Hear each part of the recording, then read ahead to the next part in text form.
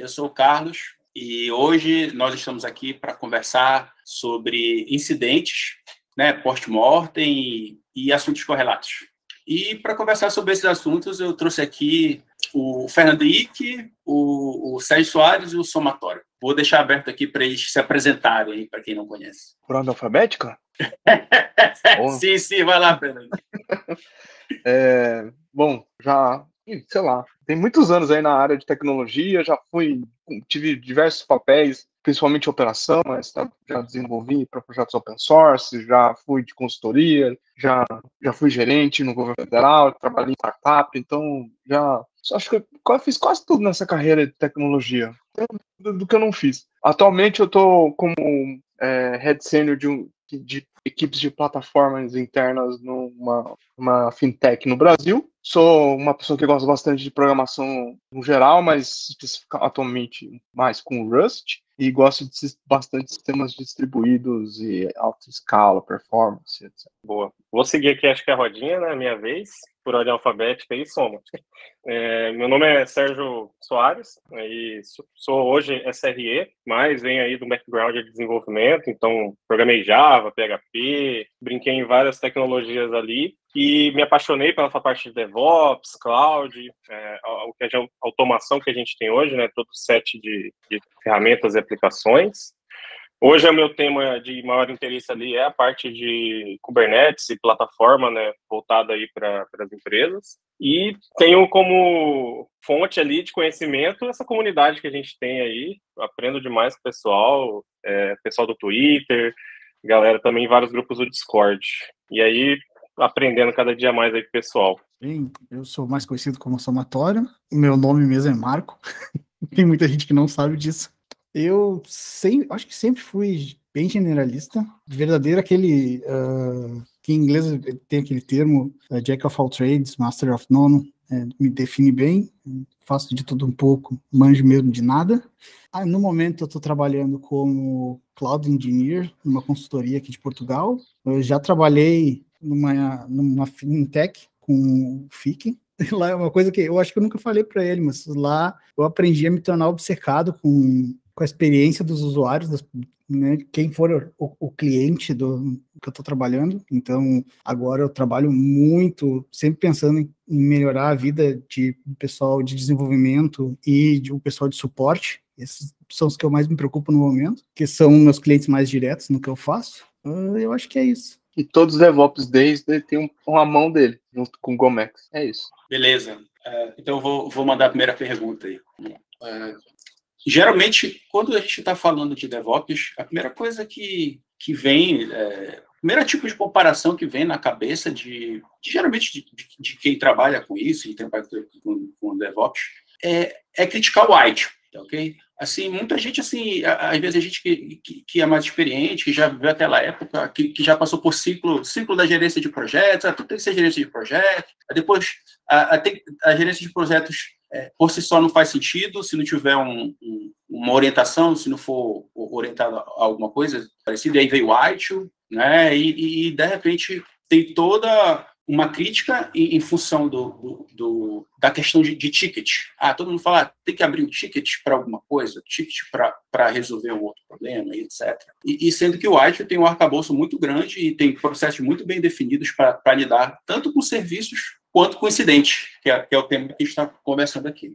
E aí vai a minha pergunta para vocês. É mesmo isso, assim? É tão ruim assim o ITIL? Ou tem coisas dele que relacionadas a incidentes que dá para a gente usar no mundo atual, no mundo moderno, no mundo que contempla o DevOps e frameworks e que estão ao redor disso? Essa é uma pergunta capciosa, porque eu tenho certificação lá atrás. O passado me condena. Então eu vou enrolar para responder, deixar os outros, daí eu falo. Assim, ó, eu vou confessar aqui que eu nunca li toda a documentação de ITIL, nem nada assim. Mas uma coisa que eu li muito, e daí o FIC agora, já que temos alguém certificado para nos falar, o que eu li muito é falando que não tem nenhum lugar na documentação do ITIL que diz que tem de ser um processo lento e burocrático, igual as pessoas falam que ele é. E isso é uma coisa que eu sempre quis saber se era verdade, inclusive. No geral, não é só o ITIL. Eu fui certificado no ITIL 3, se eu não me engano, faz tempo a burro isso.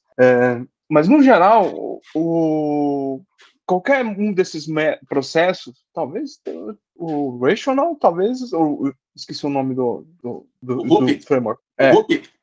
Mas mesmo o Ruby, ou qualquer outro, a maioria não diz como. Ele não vai detalhar como é que a coisa acontece. Então, no Artful, a gente vê muita... Depois no Cobit, falar de gerência de mudança, que depois base de conhecimento, gerência de problema, que tem a ver com gerência de incidente, mas que no final é tudo para definir ou para trazer processos que vai ajudar ali a não repetir que as coisas, no caso de incidente, não repetir que aquele incidente acontece. Então, eu trabalhei numa empresa de telecom há muitos anos atrás, que a gerenciamento de problema, que não era um pós-mortem especificamente, mas eles tinham várias coisas que eram geradas depois de um incidente que tinha que resolver para que aquilo não acontecesse de novo. E aí a gente pode falar de qualquer outro framework no geral que está relacionado a gerenciamento de projeto ou de gestão de tecnologia, que no fundo a maioria não fala, tirando o Safe, a maioria não fala o como porque depende de cada empresa implementa, depende de como é que é a cultura organizacional. Quando um framework desse tipo diz como,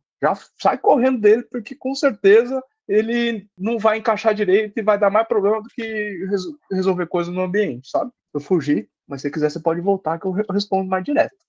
Eu acho que, para mim, respondeu bem.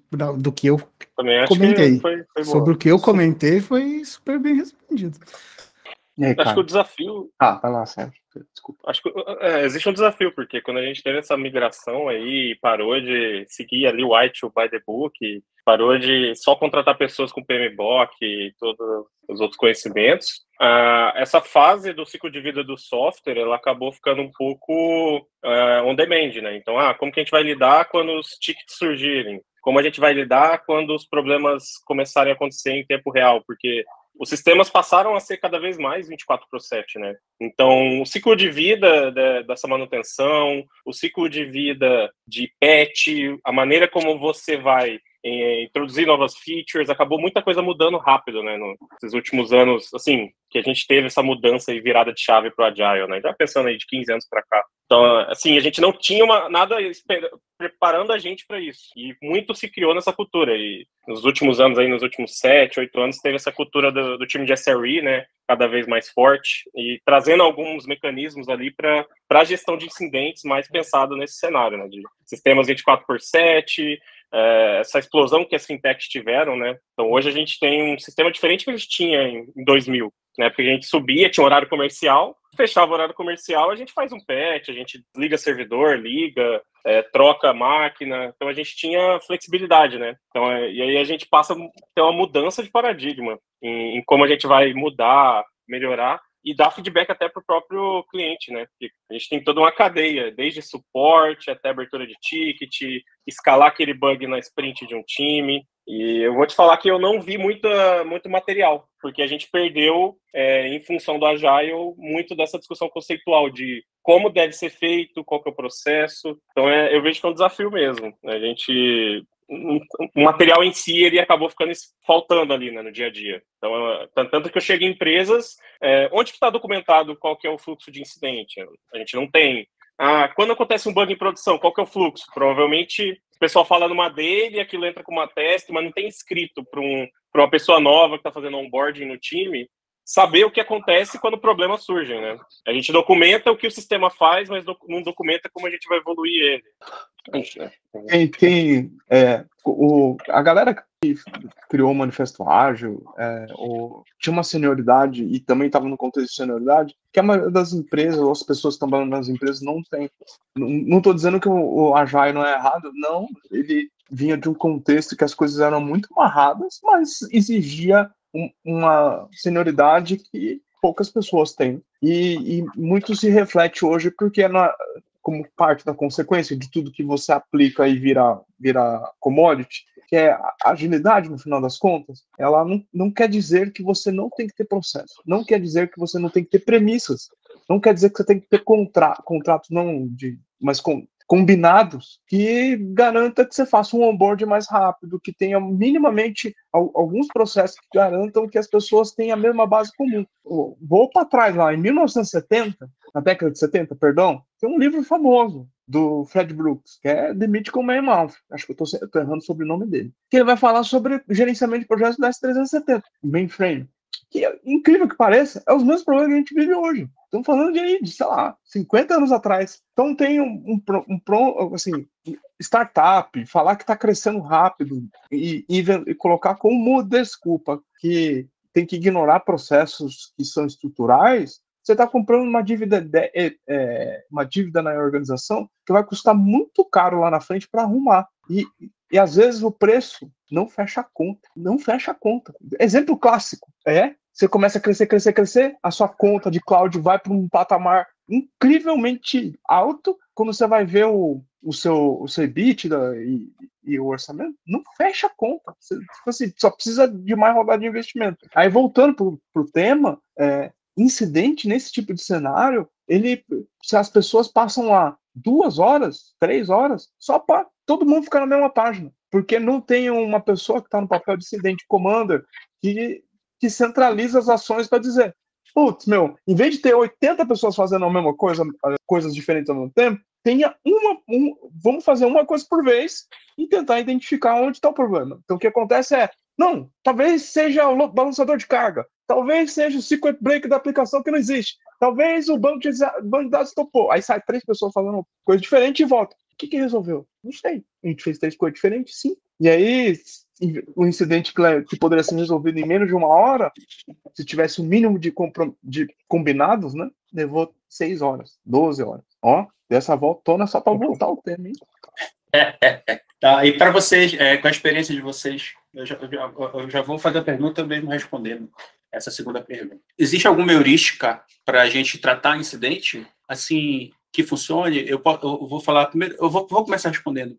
Comigo, eu sempre procurei, mesmo quando eu estava em cargo de gestão e trabalhando na parte de operação, eu sempre procurei homologar as coisas ou enxergar um arcabouço homologado. Tipo assim, eu tenho aquele padrão freeze ali que está homologado naquilo ali. Eu tenho a gerência de conhecimento, eu tenho os procedimentos para configurar uma máquina, para configurar um serviço, ou para fazer deploy de uma aplicação, etc. Tem aquele profile lá, aquele perfil específico das coisas bem definidas lá. Eu falando, é uma coisa pessoal, não estou dizendo que é uma regra, mas 90% dos casos, dos incidentes que eu presenciei, assim, eu passei muito tempo trabalhando com isso, sempre era a última atualização.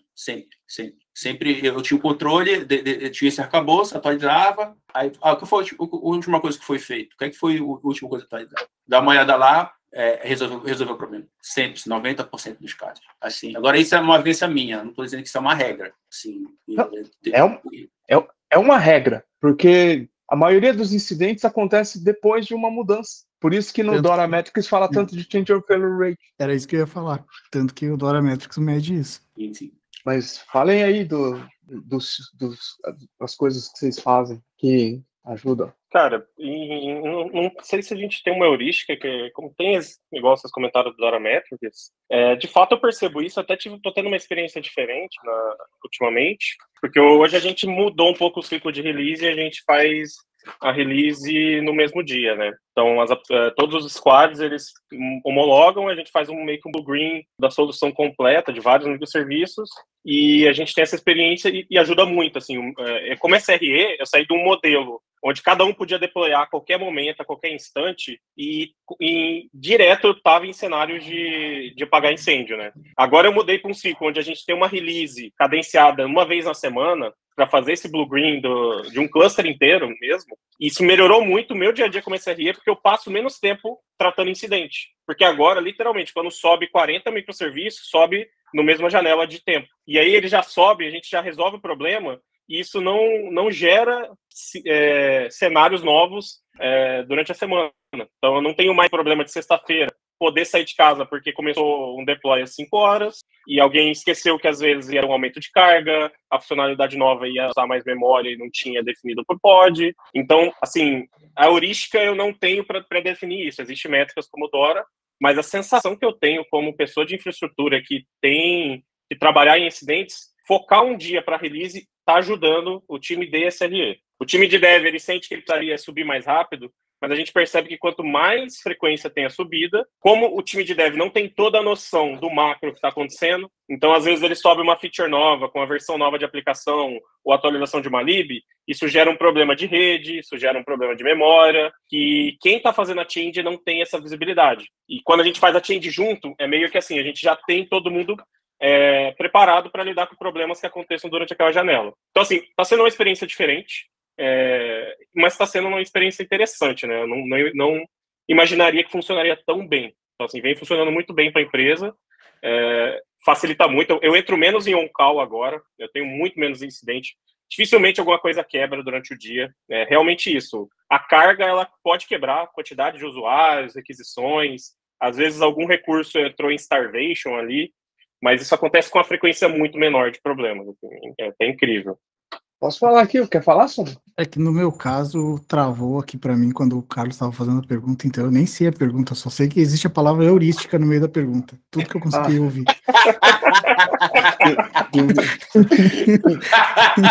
O que você usa para incidente ou para evitar incidente? Bem, no momento eu uso nada. Não, a gente tem... Não é no momento, tipo, é questão da tua vivência, tua experiência, assim, qual é o teu jeito informal de ver, assim, teu sentimento de, olha, isso resolve, entendeu? Ou esse tipo de processo ajuda a resolver o problema, o incidente. Entendi. Cara, eu nunca parei pra pensar nisso, pra ser bem sincero. Não, tipo, eu citei o exemplo lá, você citei o meu exemplo, sim, você até comentou. Sim. Mas aí que tá, eu nunca prestei muito. O Fick falou uma vez pra mim que eu tenho um problema que eu não tenho procedimentos, eu não tenho as coisas assim, eu vou muito do instinto quase. Então, quando eu vejo problemas, eu sigo aqueles negócios de olhar os logs, olhar as coisas, mas não, tipo, eu reconhecer padrões de incidentes ou coisa assim, eu nunca me parei para pensar muito nisso, não. Quando tem incidentes que eu não tenho contexto, geralmente minha prática é começar a fazer perguntas do tipo, esse serviço fala com quem? Esse serviço depende do quê? Mesmo antes de olhar logo, fazer qualquer coisa, que é entender o que está conectado nele, né?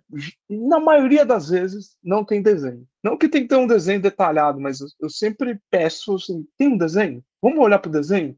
E olhar o que está acontecendo no incidente? E aí olhar log, olhar métrica, começar a olhar as coisas para entender. E aí, porque antes disso, é meio contraintuitivo, né, no incidente, porque tá todo mundo lá desesperado para que o negócio subir, mas na hora que você tem que menos estar desesperado, que é a hora que você tem que parar meio como detetive e falar assim, putz, deixa eu levantar as coisas, perguntar as coisas para saber o que está acontecendo. E tem uma outra coisa que quem pergunta, quando alguém está perguntando, é que as pessoas também, às vezes, não sabem. Então, quando você começa a perguntar e entender, criar um racional ali, mesmo que se atrase e botar a mão na massa 5, 10 minutos, todo mundo fica na mesma página sobre o que tem que fazer, sobre ou onde atacar primeiro, encadear coisas. Então, por exemplo, de novo, a minha referência histórica quando eu trabalhei na Telecom, explodiu o data center, pegou fogo na cabine primária, e aí o gerente lá da época, que era o chefe do meu chefe, era 3 níveis, ele foi de uma frieza que aquilo foi uma escola para mim, porque estava sem ar-condicionado, tinha que desligar as coisas, então ele pegou uma lousa, começou a falar assim, vamos desenhar aqui o fluxo macro do que tem que desligar, porque o ar-condicionado não vai dar conta, a gente precisa desligar essas máquinas. E depois a gente vai pegar isso aqui, vai subir, fazer o inverso para subir. Putz, cara, a gente fez exatamente o que ele falou, num processo complexo, né, físico. Aquilo me fez olhar sempre dessa forma mais sistemática. Antes de sair fazendo, pensa e olha. E aí você começa a tomar decisão em conjunto, porque senão é muito difícil, né? No incidente está no calor, você tomar decisão, porque às vezes você não tem todo o ferramental disponível, porque a empresa não tem a prática, você chegou num lugar diferente. Então, o que eu sempre levo é isso. E aí, depois você faz os acordos, os combinados, parte para técnicas como release train, etc. Falando de técnicas, eu queria fazer uma pergunta polêmica aqui. Os cinco porquês para descobrir a causa raiz funciona? Funciona ou não? Depende. Ah, peraí, mano. Depende, de novo. Pô, funciona ou não? Funciona ou não? Não, o depende é bom porque depende do que tu quer chegar. Tu quer chegar em alguma coisa para tu falar que essa é a culpada, ou tu quer chegar nos motivos que causaram o negócio de fato? Depende do que tu quer. Se tu quer só 5 coisas para falar, ó, foi isso, 5 porquês, funciona bem, pô. Entendi. Quando chegar no, quando chegar no, tu sabe que quando tu chegar no quinto porquê, tu vai ter a resposta. Se essa é a resposta certa, é outra história. Assim, nós somos só jogando técnicos aqui. Somos técnicos aqui. Eu quero saber da causa. Aí, blameless. Vamos lá. Não, mas calma lá, não vamos por assunto por vez, que blameless já é outro. Eu tenho até uma pergunta. Não, eu tô falando. Não vamos colocar a culpa no meio. Né? Não vamos colocar a culpa. Não, mas voltando nos 5 porquês, eu acho que é legal frisar que aí essa técnica de você estipular ali o porquê, fazer a primeira pergunta, por que aconteceu tal coisa? Por que o load balancer falhou? Aí por que, por exemplo, que, sei lá, descobrimos que o load balancer falhou porque o health check parou de funcionar. Por que o health check parou de funcionar na aplicação XPTO? A gente vai lá descobrir que o health check falhou porque a aplicação faz health check com base na conexão do banco. Então, esse fluxo de fazer os porquês para chegar no root cause ali, ele pode ser viesado. Então, assim, tecnicamente, você pode levar esses 5 porquês para o universo que você quiser. Você pode falar que é porque o data center é junho, faz frio em Norte Virgínia e ficou lento. E eu acho que assim, ó, o viés começa já no momento, como eu tinha falado ali, naquela hora não falei o que era, né? Mas começa porque tu assume, tu tá já enviesando para a ideia de que vai ter uma causa raiz que a gente resolvendo ela vai resolver tudo. É um bom framework, vamos lá, né? Ele é um bom framework para quem não está acostumado a lidar com incidentes e cadeia de eventos no incidente. Então, para quem quer começar, ele é. A grande crítica, com um pouco que o Sérgio falou e o somatório, ela está relacionada a outra coisa. Ele não te garante exatidão. Então, se você rodar a lei de Conway, que vou apelar para ela, se você rodar os 5 porquês com equipes diferentes que participaram no mesmo incidente, vai sair tudo diferente, não vai sair igual. Vai ter poucas coisas que vão ser comuns. Então, porque os 5 porquês, ele tem a ver com quem é o interlocutor que está fazendo as perguntas e o quanto é satisfatório. Na essência, esse é o ponto. Não é ruim, mas ele tem viés se você não conseguir ir a fundo para identificar a cadeia de eventos, etc. Acho que até onde a gente leva os 5 porquês como a real causa, a gente considera. Porque se você perguntar para um engenheiro de rede, talvez o direcionamento é né? Um time de SRE é outro, o DBA é outro. Então, assim, aí, em teoria, entraria o papel do gestor do incidente, ou a pessoa responsável pelo incident report, falar, bem, gente, a gente analisou várias causas possíveis e determinou, através de alguma métrica, né, que algo foi definido por outro motivo. Foi isso. Mas é difícil. De fato, eu já entrei em caos que essas 5 porquês foram usados indefinidamente, assim, para lugares exorbitantes, assim. Né? O Tica Cloud estava com problema, sendo que era um componente interno nosso, sabe? O que eu costumo sugerir pro pessoal é que depois que fez o pós-mortem, você roda ele de novo, simula ele, para ver se as correções que estão propostas ali, elas seriam suficientes para resolver o problema.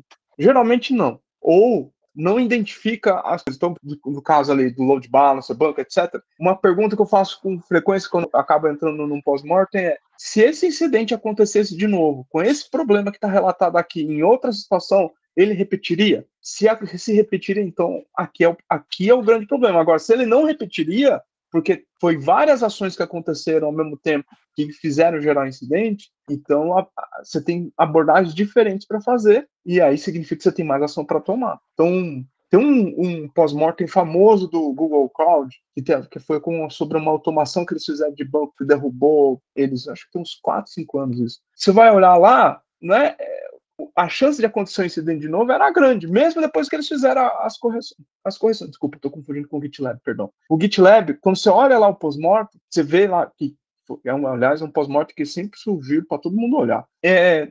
Se você repetir o cenário, provavelmente aconteceria de novo, com algumas nuances ali, olhando para trás, né? Hoje é muito fácil ficar falando isso, mas então tem que o 5 porquê sozinho não serve. se você não tiver outras coisas que te ajudam a validar que aquilo ali foram perguntas boas. Como o Sérgio falou, que o cara tem viés, e é normal que tenha viés. Tem um artigo do Ospel em que ele diz que, que ele não recomenda os 5 porquês, ele recomenda os infinitos como.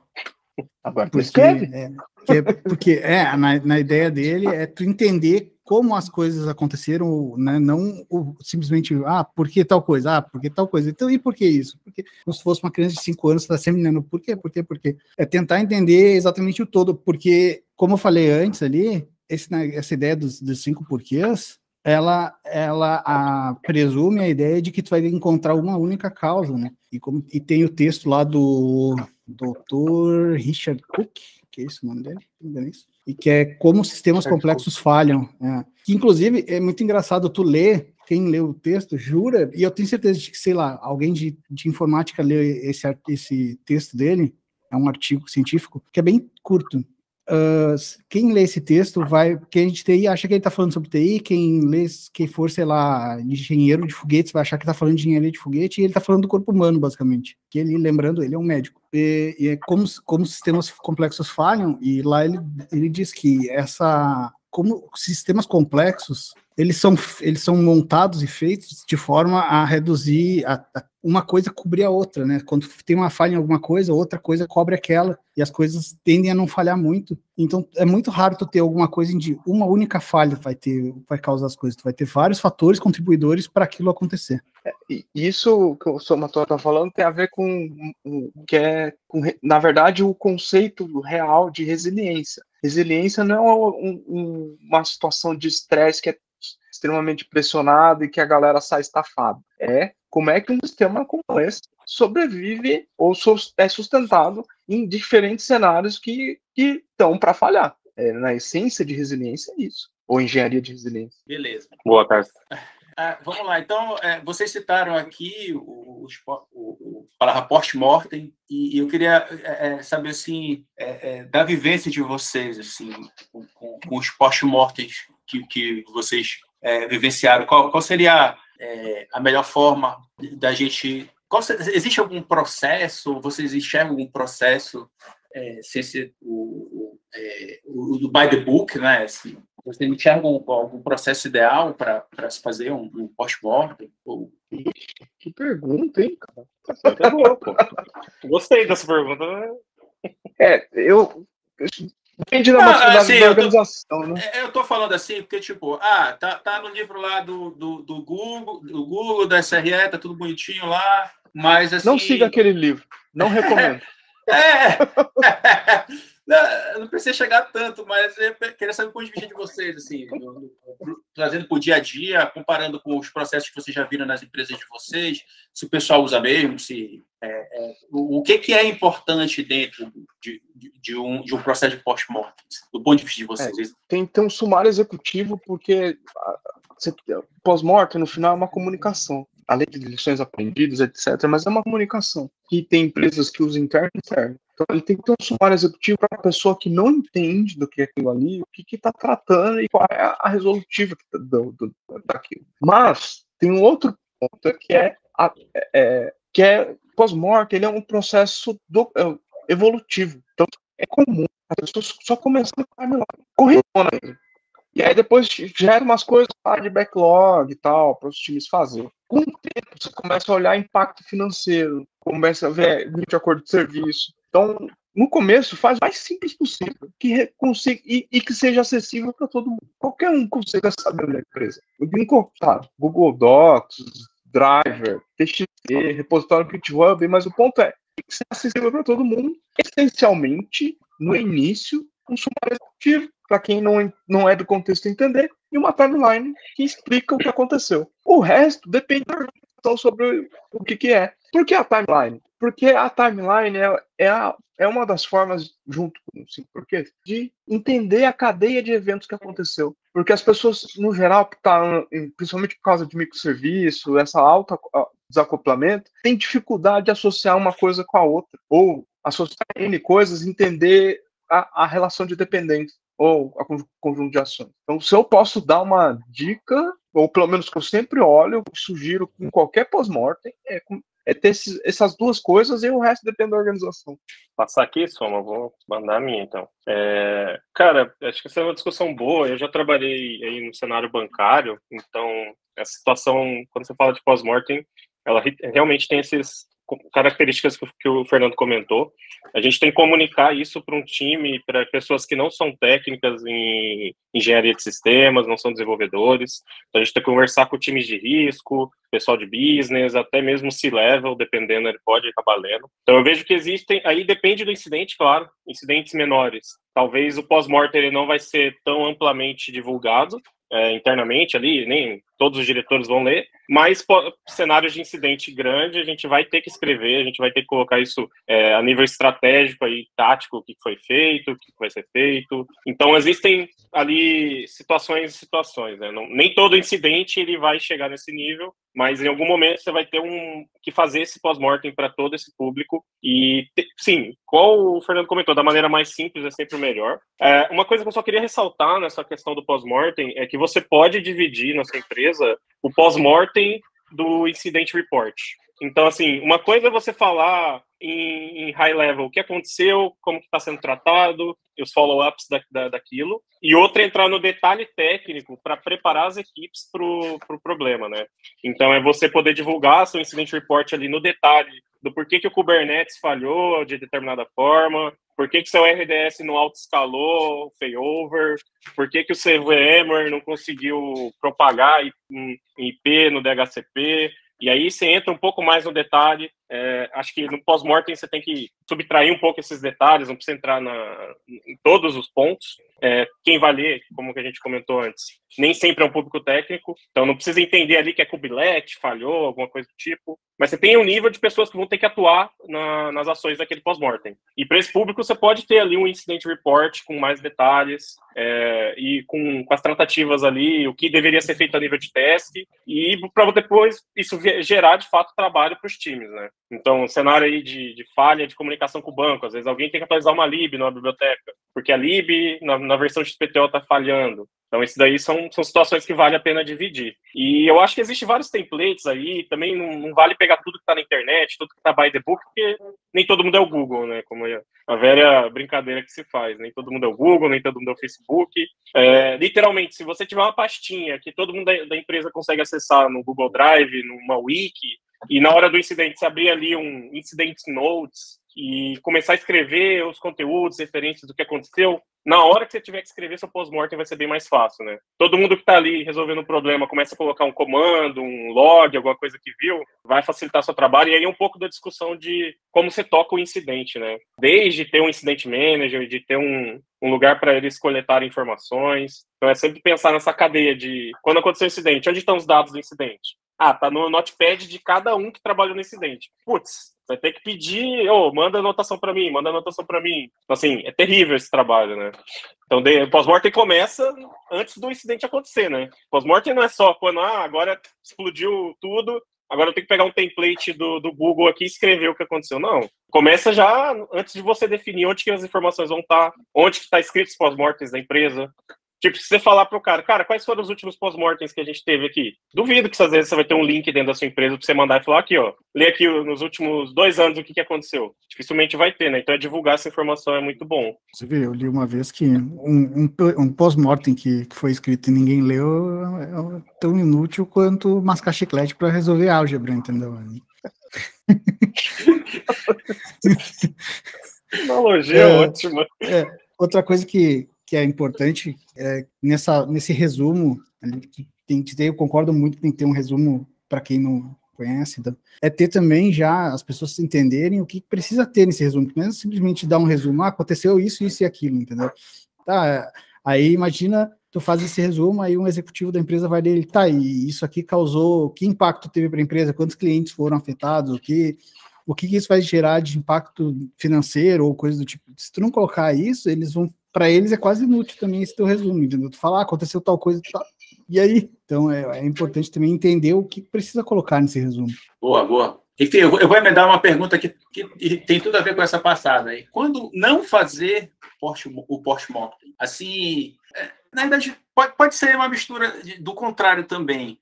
Como convencer o gestor que a gente precisa fazer precisa fazer post-mortem, trabalhar com post-mortem, ou quando é necessário isso e quando não usar. Eu acho que mais difícil do que convencer o gestor é convencer o pessoal que estava no incidente a escrever. A maioria fala, não, será que a gente consegue automatizar isso? Ou coisa do tipo, as pessoas não querem escrever.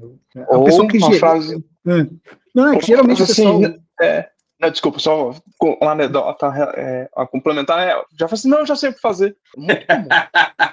Exato. Então, porque geralmente quem é da parte de gerência, coisa assim, sabe a importância de ter isso, entendeu? A gente que é os peão, e nisso eu me incluo eu mesmo, tá? A gente não tem muito interesse, a gente não sabe o quão importante é isso, essa que é a verdade. Então, eu acho que mais difícil é convencer as pessoas que estavam trabalhando no incidente a escrever do que a pessoa que gerencia essas pessoas a dar esse tempo para essas pessoas escreverem. Agora, quando não escrever, eu acho que quando não gerou impacto para os clientes, né? Eu sou meio radical com esse negócio, que é assim, pós-mortem, se você, quando não escrever, nunca. Você pode fazer eles só uma coisa que impactou o nosso time aqui, que cabe numa retrospectiva. Tá bom, beleza. Mas se houve uma falha, e ela é algo que poderia não acontecer, porque ou a gente não sabia, ou é uma dívida que foi comprada, dívida técnica, sempre tem que fazer. Qual a importância que ela vai dar, como o Sérgio comentou, sobre incident report e pós-mortem,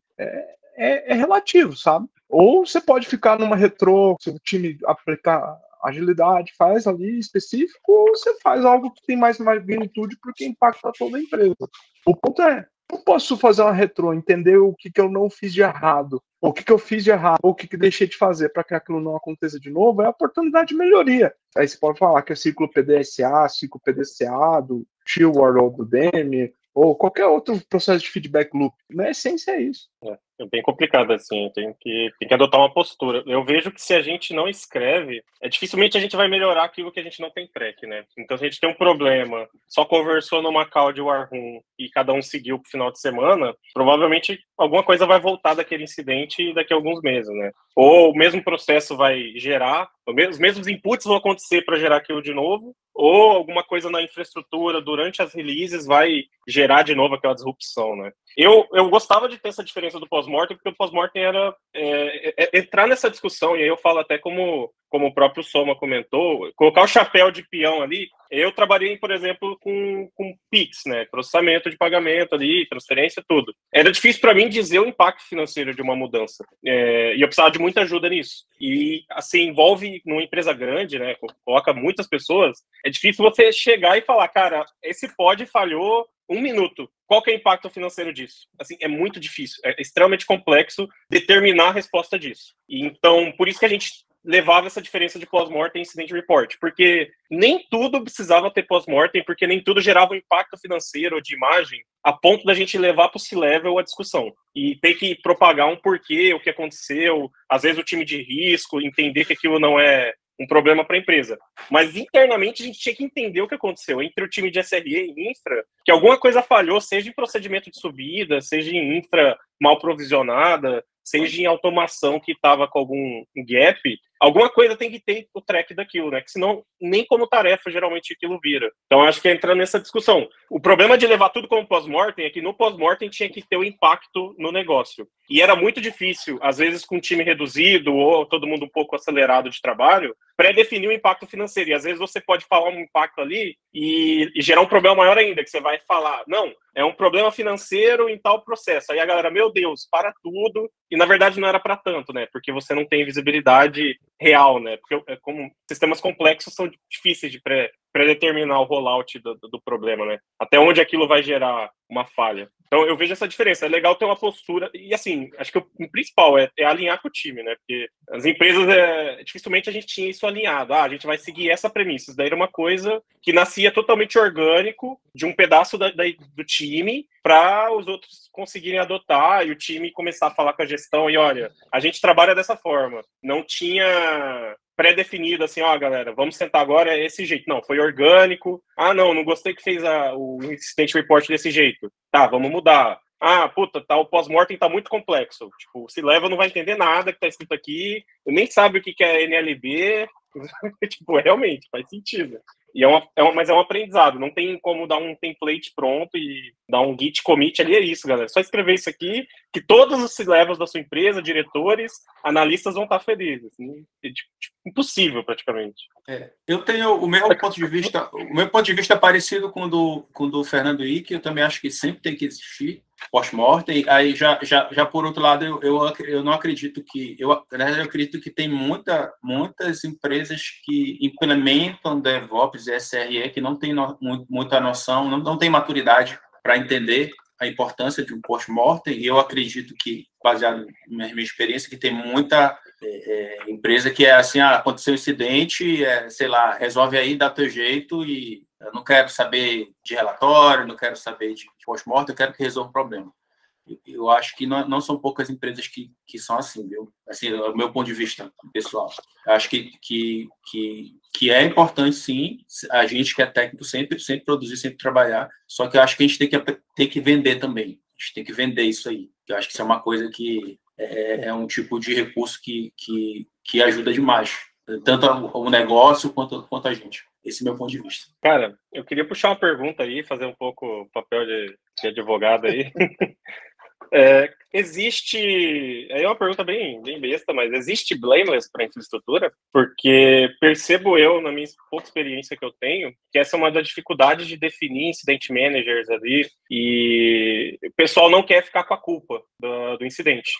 E ainda é um desafio dentro das empresas, porque muitas pessoas ainda veem o incident manager como responsável pela resolução completa daquilo, e se acontecer de novo, meu Deus, por que o incident manager não fez o papel dele? E sendo que esse não é o papel do incident manager, né? Então, esse é um problema, que a gente tentou colocar um incident manager ali, e essa pessoa era vista como quem ia resolver os problemas, e não era isso, né? Isso já uma conversa aí também fora de infra só, né? Aí com o tech lead, com diretoria. Então, o ponto principal existe blameless para infraestrutura ou só vale para o time de desenvolvimento, essa discussão? Tem que existir, porque a falha catastrófica em escala de infraestrutura derruba tudo.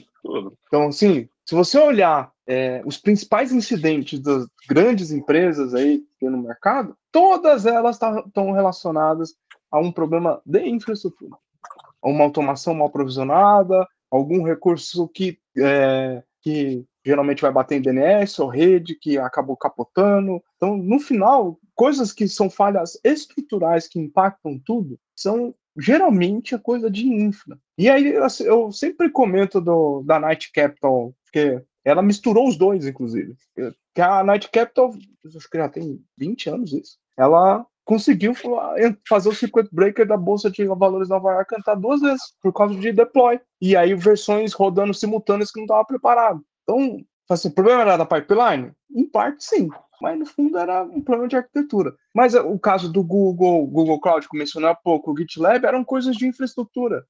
Pode ir mais longe ainda. Quando tem falha no S3, é infraestrutura. E quando falha S3, todos nós paramos de trabalhar, porque, né, todo mundo depende de um bucket. Tem que ter. Eu também eu concordo. Inclusive, eu sou um cara que tive muita sorte. Primeiro, não é o meu primeiro trabalho em TI, de fato, mas o meu primeiro trabalho em infraestrutura foi numa prefeitura, e eu dei muita sorte. O meu coordenador, ele era uma pessoa que, eu não sei se ele tinha lido sobre isso, se era natural dele, mas ele não botava a culpa nas pessoas, e ele falava assim, o que aconteceu, né? Ele puxava esse negócio, e se a gente falasse, beleza, não tem problema, o importante aqui não é saber quem teve a culpa, o que aconteceu, aí tu descrevia o que aconteceu, então a gente tem que ver como a gente vai tratar isso. Então, isso já desde o início, né, quando eu comecei para outros lugares, eu já fui com essa ideia de que não tinha nada de errado eu falar, fiz merda, fui eu, e assim, se eu fazia alguma coisa e perceber de cara que eu tinha feito errado, eu já ia falar com ele, e ele, não, então tá, vamos resolver isso aqui assim, assim, assim, se alguém me perguntar, eu sei o que aconteceu. E assim foi indo. Então, eu sempre tive esse negócio de cara, já falou, não, fui eu, aconteceu assim, ou então, fiz tal coisa, vai dar problema por causa disso, eu já arrumei, mas vai dar problema, e, enfim, né, pode ter acontecido alguma coisa nesse período, enfim. E as pessoas sempre me falam, todo mundo que eu converso sobre os negócios, uma coisa que eu ouço muito sobre uma coisa boa minha, é esse negócio de que eu não tenho vergonha de falar que eu fiz coisas erradas ou de fazer perguntas estúpidas. E para quem não está conseguindo ver, eu fiz Esqueci a palavra em português, pô. Fala em inglês. Fiz double quotes aqui com os dedos. Que eu não tenho esse medo às vezes eu sei a resposta da pergunta e eu faço igual, eu falo assim, tá, ó, eu imagino que eu sei a resposta, mas eu preciso confirmar. E daí eu falo as perguntas, falo assim, então é para fazer isso, assim, é isso que tu quer? Ou então eu leio o ticket e vou lá e falo para a pessoa, eu não entendi o que estava dizendo ali, pode me explicar melhor? E ele diz que as pessoas quem falou isso, as pessoas já, foi mais de uma até, quem falou que quando as pessoas começam a ficar mais experientes, elas começam a ficar com medo de falar essas coisas, que as pessoas vão ver elas como, né, não, isso é coisa de iniciante. E eu nunca tive, porque eu tive essa sorte, entendeu? Então, eu acho que já de tu ter essa postura, só que eu não acho que a gente pode falar blameless, porque de fato a gente é quase que automaticamente induzido a botar culpa nas coisas, né? Pode não ser uma pessoa, mas a gente automaticamente, nosso primeiro pensamento é quem tem culpa, que aconteceu, né? Daí tem um autor que eu não sei o primeiro nome do cara, porque sempre que eu leio o nome dele, só tá J. Paul Reed, que ele fala que a gente tem que ser blame aware, né? A gente precisa ter a noção de que a gente vai procurar botar a culpa nas coisas e tratar isso antes de acontecer. Quando a gente começa, a gente já, não, peraí, a gente tratar isso e tá sempre com essa constante melhoria em relação a essa questão da culpa, né? Porque a gente não pode falar, não, eu sou blameless. Em algum momento tu vai acabar botando, então, mas sim, eu acho muito importante em infraestrutura, em qualquer área, na verdade, né? Pode ser até fora da área de TI, a gente ter essa postura de não querer sair apontando o dedo. E, lembrando, não adianta tu falar, não, eu sou blameless ou sou blame aware, porque nos meus reportes ou nas coisas eu não... Que isso eu já vi, tá? Isso eu já vi acontecer. A pessoa fala isso, não, aqui tudo é blameless, a gente não põe culpa em ninguém, não sei o quê. Só que toda e qualquer chance que a pessoa tem de fazer piadinha e humilhar as outras pessoas porque ela sabe que aquela pessoa fez uma cagada, ela faz isso. Tá? Isso é ser extremamente blameful. Tá? Não me vem com esse papo de que a gente é blameless quando tu faz esse tipo de coisa. Você tá humilhando alguém. Não é legal isso. Eu acho que tem que existir esse esforço. Eu não vejo diferença da gente estar trabalhando, da gente trabalhar com blameless com o pessoal de desenvolvimento, para o pessoal de operação, se a gente está trabalhando com uma esteira e da forma correta, assim, é o meu ponto de vista, né? Eu não vejo diferença, eu acho que tem que ter dos dois lados.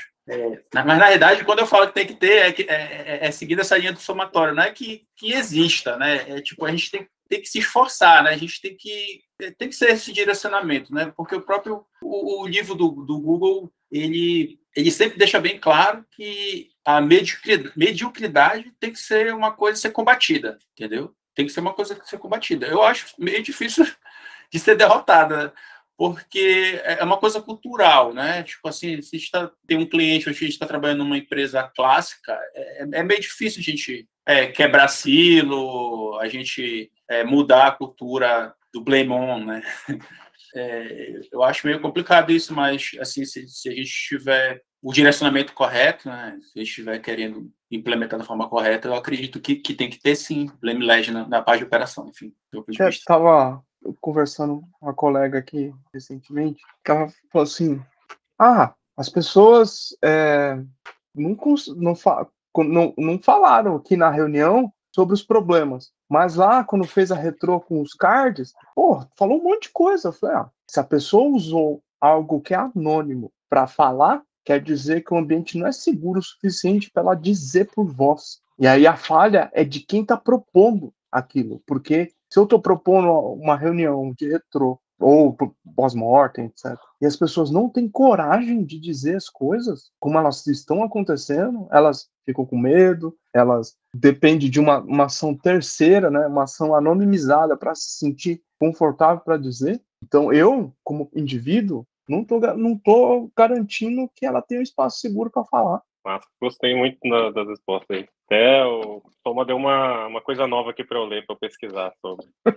A brincadeira é porque a gente busca que tenha assim, o blameless, mas eu acho que o desafio é que infra ela geralmente tem um impacto global dentro da organização, né? Então, se alguém sobe um app que quebra um fluxo, é uma coisa. Quando a gente quebra a VPC de uma conta, provavelmente é uma coisa um pouco maior. E aí, humanamente, a gente, pelo tamanho do problema, a gente acaba operando diferente ali. É o que eu acabo vendo no meu dia a dia. Então, de fato, mas é um desafio os times ali protegerem e darem suporte e capacidade para as pessoas incrementarem até procedimento mesmo, dar ambiente de teste para o time de SRE, de dev, de infra, quebrar mais coisas com mais frequência. Eu já trabalhei com pessoas que tinham medo de quebrar até o ambiente de dev. Eu falei, não, pelo amor de Deus, quebra isso agora. E se você não quebrar isso agora, você vai quebrar isso depois, e depois é muito pior. Você tá com medo de subir o código aí, um Terraform em dev, ferrou. Porque você vai ficar com 20 vezes mais medo de fazer isso em prod, né? Então é trazer esse ambiente mais confortável. E também tem muito a ver com a técnica, né? Tipo, se você infraestrutura no geral, seja em qualquer tamanho de organização, ela precisa ter mais técnicas de engenharia de software. Porque não é que aquilo tem que ser o dev incrível, não é isso. O ponto é que tem várias técnicas de engenharia que permitem que você quebre coisas no lugar apropriado, que você, na hora que vai prototipar uma infraestrutura, você já considere que você vai testar antes de implementar isso em produção de forma automatizada. Se a gente olha nessa perspectiva, isso traz mais segurança para o cenário que o Sérgio comentou. Vamos lá. Vocês acham que os 12 fatores ajudam a reduzir a quantidade de incidente ou não, ou tanto faz? Qual a opinião de vocês? Não, deixa eu um pouco mais além. No fundo, o que funciona é contrato. Então, 12 fatores, o 12 Factor lá do Heroku, é um contrato que diz que você vai trabalhar com variável de ambiente, você vai separar as coisas e todos os itens lá. É um tipo de contrato que você diz, segue essas premissas que eu, enquanto plataforma, no caso do Heroku, vou garantir que isso funcione. Então, os 12 fatores, quando você implementa, e é um contrato das pessoas, das equipes de produto, das equipes centrais de infraestrutura, ele funciona como é um contrato de gerência de incidente, gerência de conhecimento do IT. Então, quando você tem esses contratos e ele é válido para toda a organização, funciona. Então, exemplo, microserviço. Problema comum é microserviço quebrar o contrato de API dele. Por quê? O cara fez um deploy aqui, ele não sabia da dependência do outro, o outro não estava preparado para suportar aquilo, quebra, não tem circuit breaker, não tem versionamento, etc.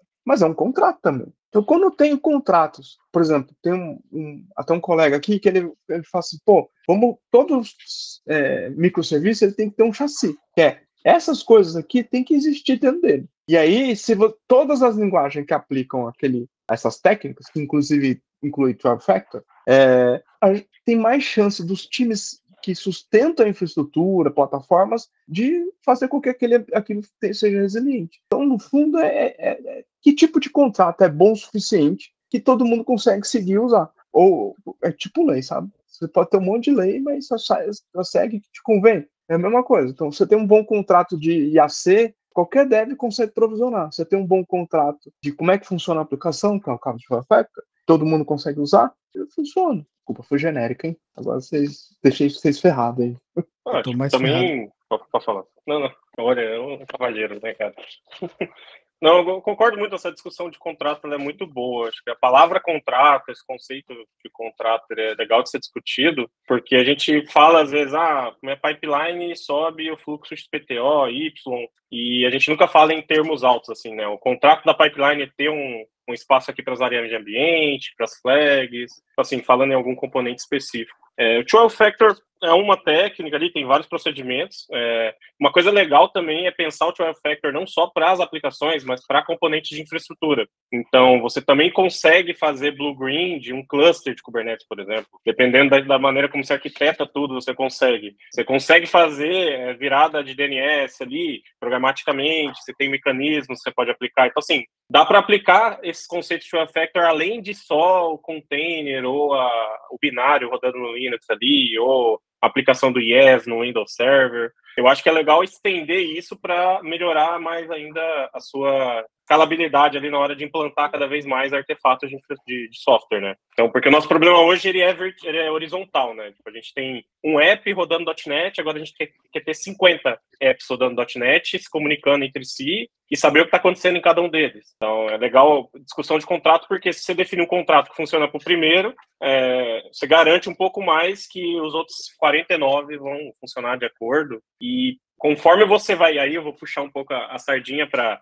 transformar esses contratos em código. Então, aí toda a discussão de infraestrutura como código, policy as a code, ou seja, você coloca suas RBACs e AM, discussão de definição de até interfaces de rede, usando Terraform, por exemplo, provisiona sua VPC. Então, ter tudo isso em código ajuda muito. Então, por exemplo, hoje eu escrevo pipeline usando código também. Eu não vou lá numa telinha, clico numa interface, eu escrevo código, eu sei que eu vou receber X inputs, daquilo eu vou gerar uma aplicação no Kubernetes ou uma Lambda, por exemplo. Então, eu estou da mesma premissa que o Fernando comentou, trabalhando sobre contratos, facilita evitar que suba coisa errada, diminui o número de problemas que eu tinha com release, quando fazia na mão ali, copiando pipeline, porque quando se copiava pipeline visualmente ali, o problema era esse, né? Esquecer uma etapa, aí só ia descobrir que esqueceu a etapa quando subia para produção. Ou ia descobrir que na subida de produção não estava configurando uma parte da aplicação. Então aí gerava um incidente, né? Porque aí não subiu corretamente. Então eu vejo que são várias técnicas que ajudam, o Two-Factor é uma delas, tem várias outras. Não teria por que não usar, né? Somente nesse ambiente de cloud, container que a maioria trabalha. Seu Matório vai falar alguma coisa? Aquela hora que eu ia falar que o problema é que eu não sabia o que adicionar ali, mas o Sérgio adicionou mais do que o suficiente. Eu achei legal esse ponto de vista, eu tinha parado para olhar para esse prisma que o FIC e o Sérgio falaram agora. Só que o que é interessante é que, tipo, o contrato existe, né? Mas e aí? As pessoas que vão tentar realizar esses contratos aí? Quem garante que vai ser fiel, né? Por exemplo, estou usando Share Factors, tem lá um dos fatores que diz que eu tenho que ter os ambientes bem distribuídos. Por exemplo, eu tenho dev, homologação, digamos dev, homologação e prod. Eu tenho os 3 ambientes lá. E tipo, todos têm que ser iguais, teoricamente. E aí, a pessoa está lá, as pessoas estão lá mexendo, aí uma pessoa tem um acesso ao master e ao prod, e aí, vou colocando tudo em prod, aí aconteceu incidente, aí os outros ficam diferentes, e aí? Aí não está obedecendo o contrato, O contrato existe, mas aí a pessoa não está obedecendo o contrato. Vamos lá, acho que vou tentar só falar que o Fernando pode complementar com essa história do contrato, mas assim, eu vou trazer fogo no contrato. Mas eu vou tratar isso num nível mais técnico, Carlos. Eu vou falar até o problema que a gente está tendo essa semana e eu vou criar um módulo para resolver no contrato. Então, acho que é legal. Então, a gente tem um cenário simples. Pensa que a gente tem dev e tem produção. A pessoa desenvolve em dev, cria 3 variáveis de ambiente, e aí, em produção, ela só coloca 2. Aí, vamos dizer que a terceira variável é a chamada de API para outro microserviço. O que acontece com alguma frequência que eu já vi, e não é só aqui onde eu estou hoje, mas em várias empresas, em vários times que eu trabalhei. Às vezes se esquece de replicar essa variável para o ambiente de produção. Porque variável de ambiente é uma coisa que geralmente não está escrita no Git ali, ela não versiona junto com o código. Ele tem um ciclo de vida diferente, porque a variável ela tem uma modularidade. Você não precisa buildar a variável toda vez que muda, e etc. Aí tem uma discussão técnica. Mas ela tem um ciclo de vida diferente ali. Como que eu garanto que quando eu subir para a produção, vai subir com as 3 variáveis que precisam? Entende?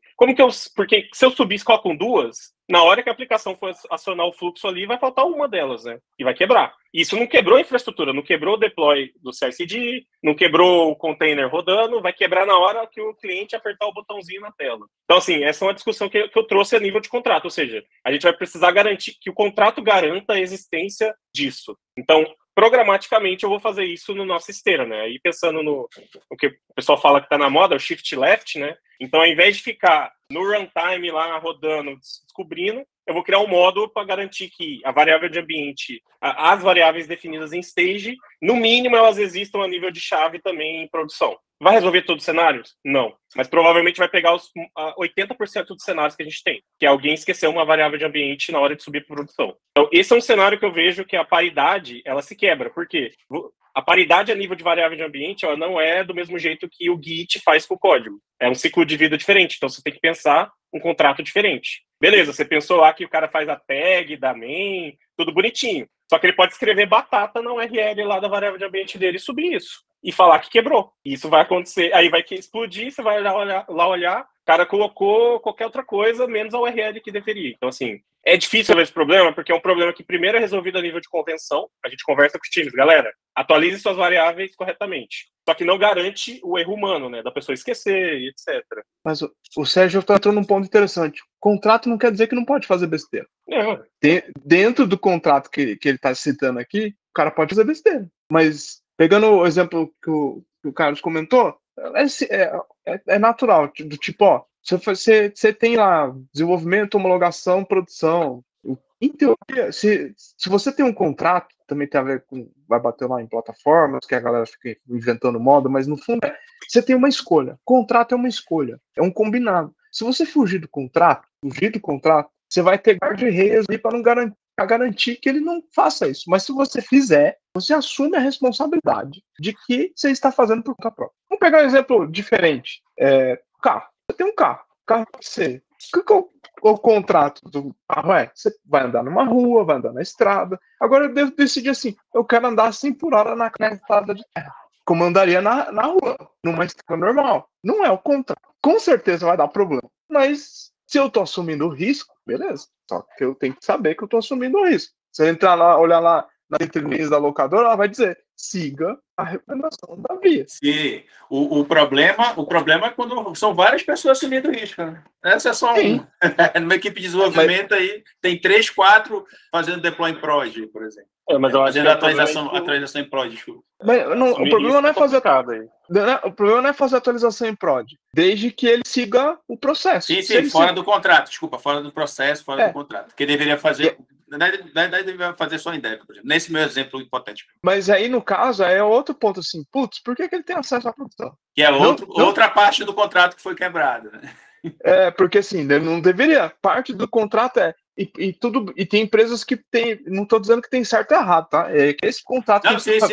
Aqui, que assim, e eu já vi que tem empresas que tem o lead time for commit baixíssimo, o desenvolvedor não acessa a produção, ele não acessa. Que ele quiser informação, ele vai olhar lá no correlacionador de evento, no log, em métricas, mas ele não põe a mão em produção. Porque o contrato lá é forte o suficiente para dizer assim, você não põe a mão em produção. Eu, enquanto fornecedor de infraestrutura, te dou todas as condições, dentro do contexto dele, né? As condições para você validar antes de subir para a produção com o menor falha possível. E aí, isso é também parte das premissas, né? Do contrato que está ali, do ciclo de vida de desenvolvimento e etc. Mas aí eu tenho que ter guardrail para dizer, amigão, não vai andar 200 por hora na curva aqui, porque você vai cair. Então eu vou botar uma parede aqui do lado para você pelo menos bater na produção. Então, isso é um guardrail para garantir que o contrato seja cumprido. Perfeito essa colocação. É isso, eu tô construindo o guardrail do meu lado porque eu quero evitar esse problema antes dele chegar em produção. Sim, se todo mundo fizesse o que eu tô esperando corretamente, eu não precisaria construir esse guardrail, mas existe aí o fator humano, erros acontecem, então é complicado, assim, existe o desafio de como evoluir essa plataforma, né? Agora, Carlos, eu queria até comentar, será que nessa discussão de contrato a gente pode dizer que o Platform Engineer é o construtor de contratos da empresa?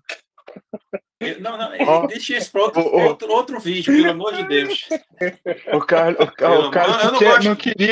não queria nem falar disso. Não, eu não gosto de misturar os assuntos. A gente aqui tem um brainstorm assim, muito como é que eu vou dizer? Muito sadio, muito brilhante. Aí sempre entram outros assuntos, eu não gosto de fugir, mas enfim.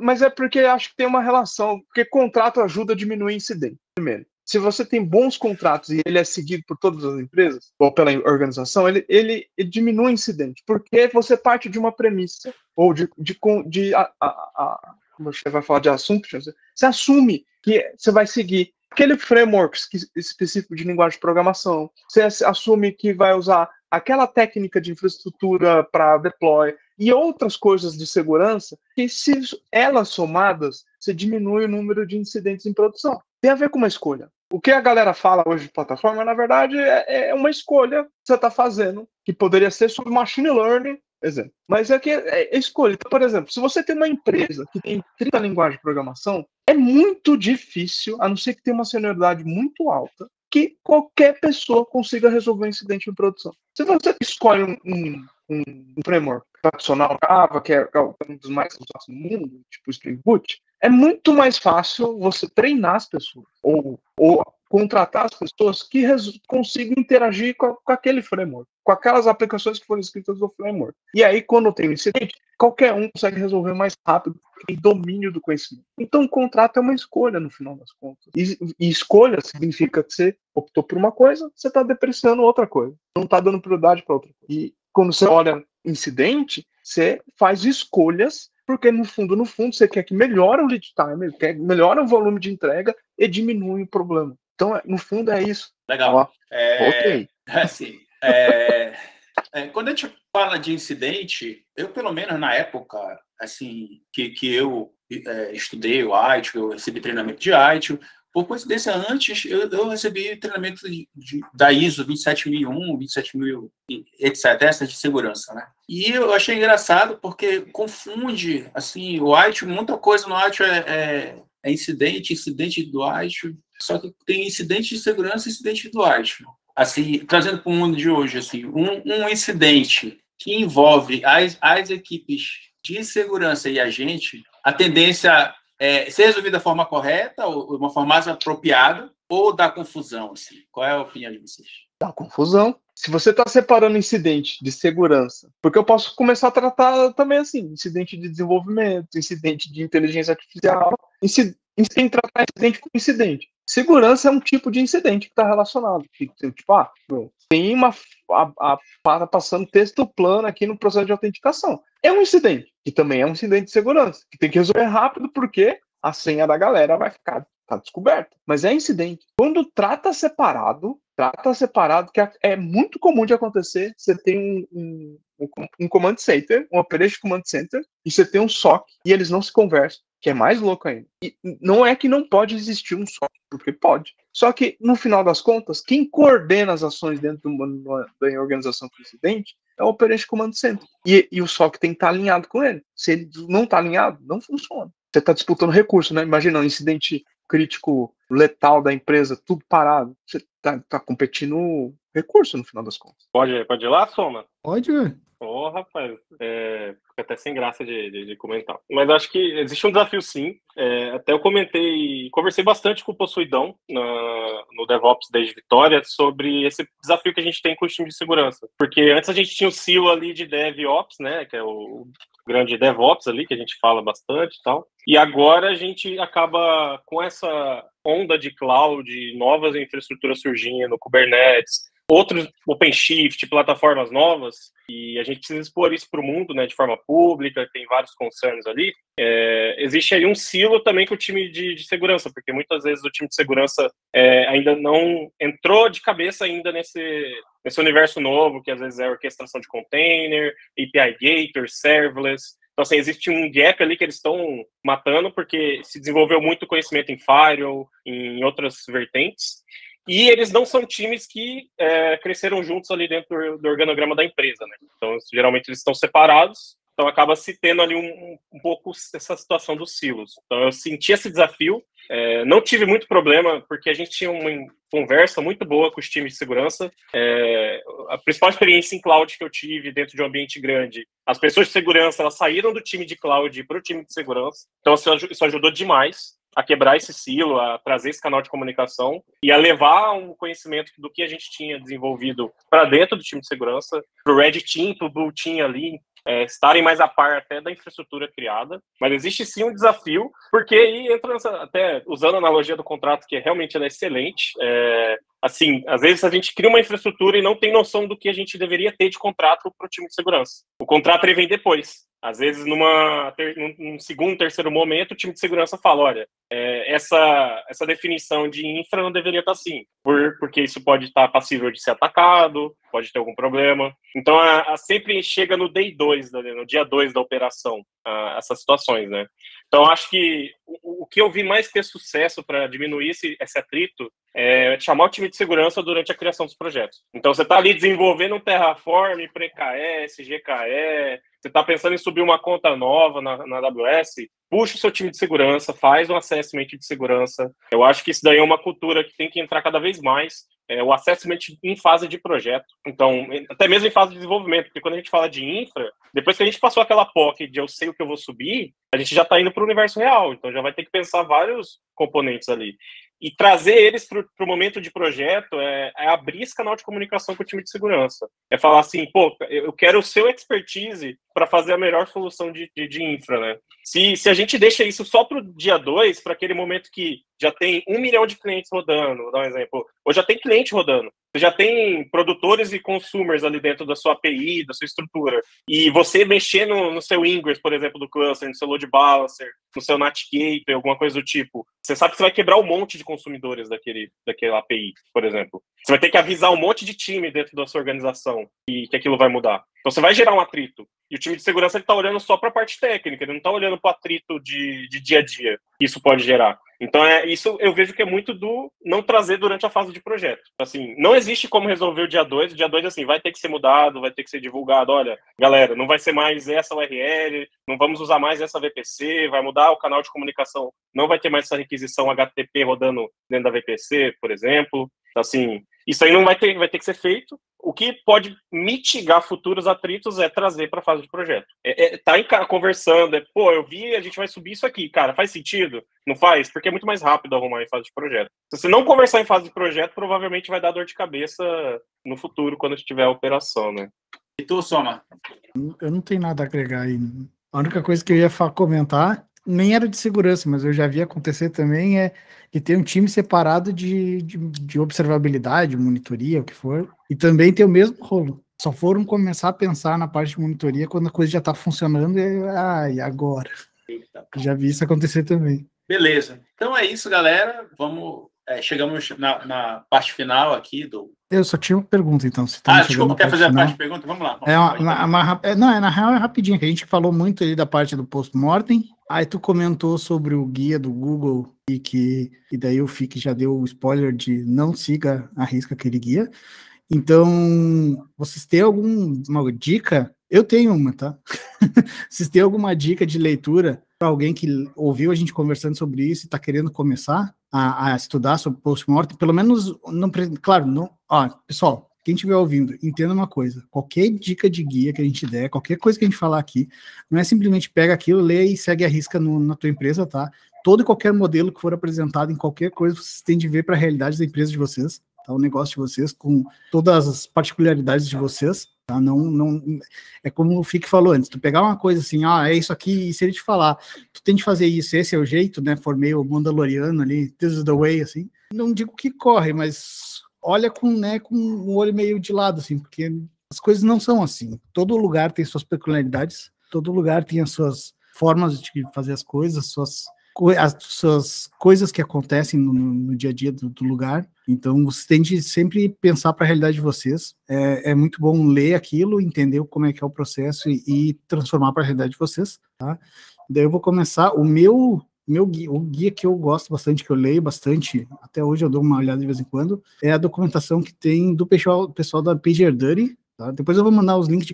Acho que quase tudo que eu comentei aqui, eu meio que separei o link já para mandar para o Carlos, depois eu vou mandar para ele poder botar na descrição, se alguém quiser mandar mais links para ele, depois manda. Mas é o guia, para mim foi o guia do PagerDuty, me ajudou bastante, tá? Eu sei que tem também os textos dos artigos do blog do FIC também são muito bons. Tá? Eu li muito lá também quando estava aprendendo sobre o assunto. Então, esses são minhas dicas de leitura. A minha dica é o livro da SRE do Google. Não, todo mundo não recomendando aqui. E também um livro chamado Accelerate, né? The Science of DevOps, da Nicole Forsgren, do Jazz Rumble e do Gene King. Mas eu chutei também a pronúncia, tá? Só para não... Eu vou colocar a referência. E também, pessoal, procurar o termo Dora Metrics aí, não. O guia, desculpa, o State of DevOps também, da Google. Enfim, eu recomendo esses 3. Falei do pós-mortem que está no template do livro do Google. Não estou dizendo que o Google, não é só o template. Não pega no pé, Carlos. Eu acho que só para acrescentar, tem um relatório, um relatório bem legal do pessoal da IBM, se eu não me engano, da Lund University. Eu acho que eu estou errando o nome da universidade, mas é um relatório que o John Allspawn, que é um dos primeiros caras que foi falar de pós-mortem, que foi fazer, escreveu, quando ele estava na Etsy ainda, que o Stellar Reports é um estudo que vai falar sobre pós-mortem, sobre viés, e ele acho que é o mais completo que tem. Então, se quer aprofundar, vai nele, se não, segue a dica do Soma e do Carlos aí, que já para começar tá ótimo. Boa. Também, só para acrescentar, acho que a dica do Soma é a melhor aí. Também, a documentação do PagerDuty é muito boa e pragmática. O livro do Google ele é bem mais amplo em alguns temas, né? Tem ali o capítulo específico, né, sobre essa parte, mas ele tem outros assuntos que é legal também para quem está no dia a dia de operações. Eu acho que a única dica que eu daria mesmo é ler pós-mortem de empresas, né? Entender ali o que eles falam, até entender como que a coisa anda, até mesmo dentro de uma AWS da vida, do GitLab, porque a gente acha que é tudo perfeito lá, né? Nossa, é a AWS, é o GitLab. E às vezes você se surpreende com o que você lê durante os pós-mortems, assim. E às vezes é uma falha de processo, é uma falha de código, é algo que poderia ter sido pego no pull request, tem às vezes um lint da ferramenta. Então, assim, é bem enriquecedor ler pós-mortems por aí. Humaniza nosso trabalho. Eu leio relatório de incidente de avião, verdade. Leio mesmo, tá? Porque é onde eu mais aprendo dessas coisas. Mas acho que o Sérgio me lembrou de um repositório público, Verica, eles tentam juntar os pós-mortems em públicos, que ele falou de. Esse acho que é um bom começo. Beleza, eu vou pegar essas nossas referências que foi falado aqui, vai tudo aqui na descrição do vídeo. Essa última aí, desse repositório, eu vou virar fã desse link. Sim, então é isso, chegamos ao final da nossa jornada e vou abrir agora para as despedidas aí, vamos lá. Começando por ordem alfabética, obrigado por me convidar a estar aqui, Frederico. Se você de segurança que a gente falou aqui quer saber de fazer um jabá, eu escrevi um dos capítulos do 97 pessoas de segurança conhecer. Então, vai lá que ajuda nessa sua jornada aí de virar mais sobreviver nesse mundo startupeiro, etc. E é isso. Obrigado pelo convite. Precisando de novo, tô por aí. Assim que aqui também agradecer o Carlos, Fernando, Soma aí pela participação. Sempre enriquecedor. Eu saio com mais coisa para ler aqui do que eu imaginaria. Sempre é muito rico esse debate assim, de link, de conteúdo. Quem quiser procurar, pode buscar ali pelo Twitter, eu respondo ali. Pode mandar qualquer dúvida de DevOps, SRE, essas coisas, para debater, para trocar ideia. Acho que a gente aprende muito junto aqui. E, participar dos próximos DevOps Days que a gente vai ter esse ano, hein? Acho que a comunidade está muito rica ali. Queria convidar todos, porque, para mim, foi um divisor de águas. Participar dessa comunidade, e eu sempre que eu puder falar bem ou dar um palco que ela precisa e pode ter ali, é sempre bacana. Então fica aí a dica. Valeu, pessoal. Também queria agradecer pelo convite. Eu fiquei muito feliz quando o Carlos me perguntou se eu queria colar junto.